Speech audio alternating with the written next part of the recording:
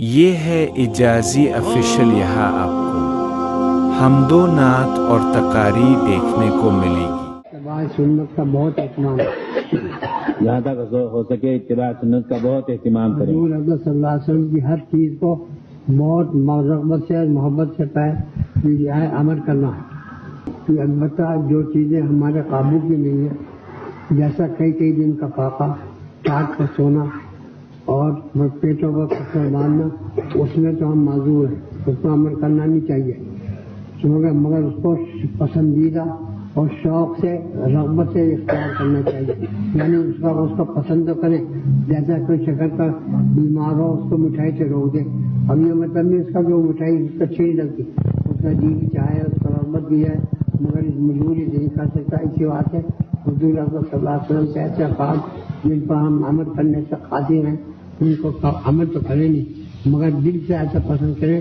جیسا شکر کے بیمار مٹھائی کو پسند کیا۔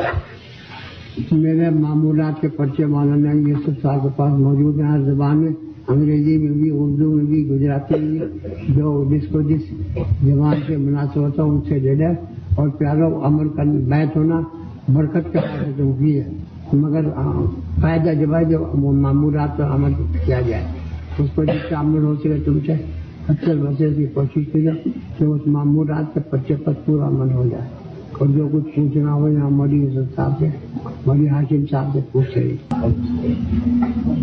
لوگوں آج انسانوں کو ارشاد ہے قل ان کنتم تحبون اللہ فاتبعونی یحببکم اللہ۔ محمد صلی اللہ علیہ وسلم اپنی امت سے کہہ دو کہ اگر تمہیں اللہ سے محبت ہے تو میرا اتباع کرو، یعنی حضور کا، اللہ تمہیں محبوب کرے گا۔ بہت آسان نسخہ ہے، حضور صلی اللہ علیہ وسلم کی سنتوں کے پر جتنا عمل ہو سکتا ہے عمل کرے، اور جتنا پر عمل نہ ہو سکتا اس کو پسندیدہ ضرور کرے، پھر اللہ جل شانہ جس کو محبوب بنا دے اس کا ٹھکانا ہی کیا۔ جب بادشاہ کسی کو چاہنے لگے تو پھر پوچھنا چاہو سب چیزیں اس کے سامنے ہے، میں میرے پیاروں کچھ کی جو تو کر رہا، میں بیمار ضعیف مولانا یوسف صاحب کے اشارت پر میں آیا ہوں۔ میری جو خاص ہے تم لوگوں سے کہ جتنا ہو سکے اللہ کا ذکر بہت ہی کثرت سے کرتے ہی ہیں، جتنا اللہ کے ذکر ساتھ زبان کو رت کرتے رہو گے اتنا ہی دنیا دین دونوں کا بنا۔ صحابہ کرام کی محبت اپنے دل میں جگہ دو، ان کرنے میں بڑے احسان ہیں۔ ذرا سی بات پوچھ کے حضور سے اور امت کے لیے رستہ بتا گئے، سہولت بتا گئے۔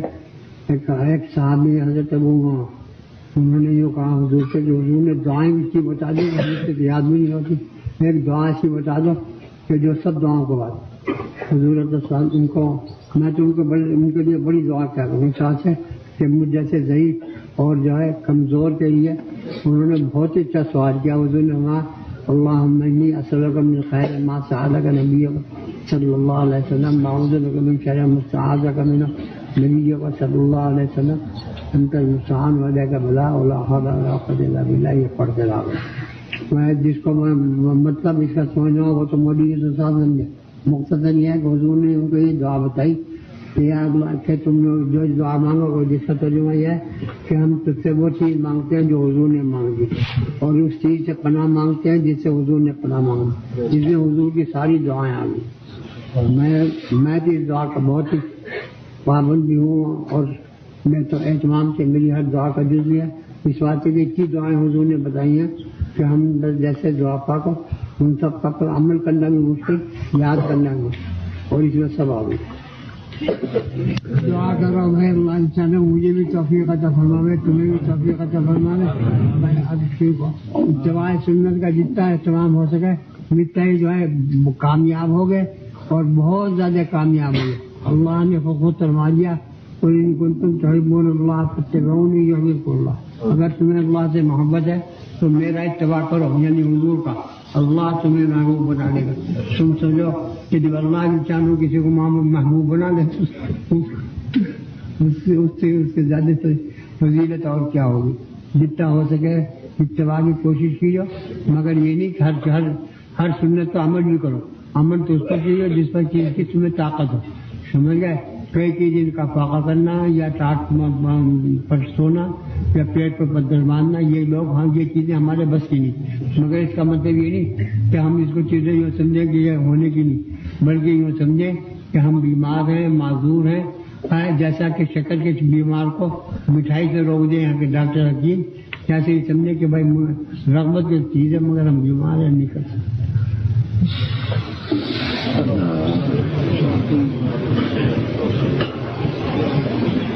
देखो बैत होना चाहे बरकत के वास्ते तो हो, मगर कामयाबी अमल पर हो। मौलवी यूसुफ साहब के पास पर्चे हैं मेरे मामूलात के, उसमें लिखा हुआ किसी को क्या तक करना चाहिए वो तो कर लो। जो पूछ रहा हूँ मौलवी महमूद, मौलवी यूसुफ साहब से, मौलवी हाशिम साहब से यहाँ पूछ चाहिए।